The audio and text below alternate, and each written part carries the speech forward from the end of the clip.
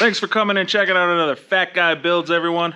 Today we're on this F150 Raptor. We got the transmission thermal bypass, which is just a thermostat for your transmission fluid. Issue with the factory one is apparently it sticks shut and causes problems. So we're upgrading to this.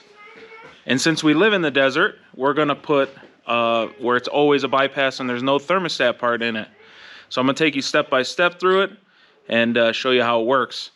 Only 2% of you guys are subscribed, so hit that subscribe button. And if you want to check me out on Patreon, links below. Here's the part number for the part. MMTC RPTR-TBV. Since we live in the desert, we're going to remove this and we're going to put this piece in.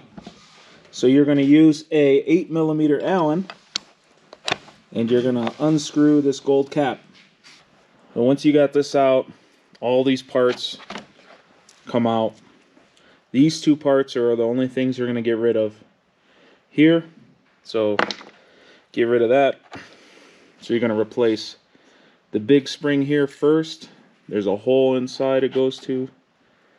Then you take this piece and you stack it like this, and that goes into the hole like so.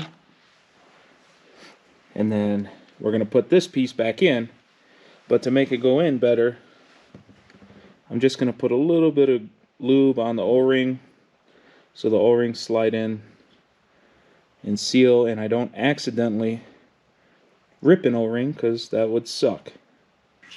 We have these plastic clips that hold these into this block, which is what we're removing. So you just rotate this till you can get in, and then you're going to use a flathead and you're going to pop this plastic piece off like that. Now that the clips are off, grab a drain pan, use a wrench. You're going to unscrew these from the block, let them drain. Then you see the wrench right there? That's a 8mm. And in this top corner up here, there is a 8mm bolt that holds this top one into the top of this block. So you need to remove that, remove this, and then we'll get to removing the two bolts that hold this block down to this. After using the 8mm to pull that one bolt out, just pull this hose out of the way, hook it on here or something, get it out of your way.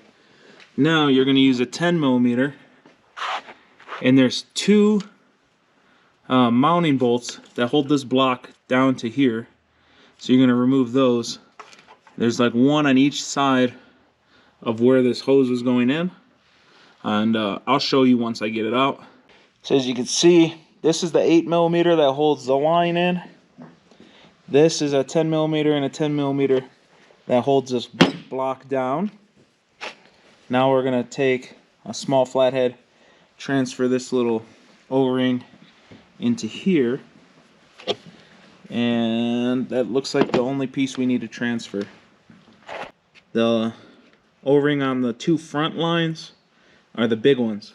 Pull the O-ring off of this line and this line, the two front ones. So I couldn't get the small O-ring to actually clear and go inside of this block. I don't know if they shipped me the wrong one or what. So I left the factory O-ring on. Then I just put RTV below the O-ring.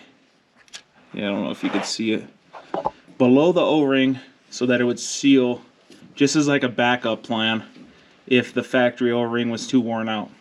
I put these two 8mm back in, tightened them up. Don't ask me for a torque spec, only idiots do that. Just make it tight, please.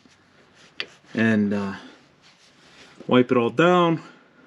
Then we're gonna put this line back into the top and put that other 8mm in to secure it. After you get that top one in and tight, then pretty much that's all done.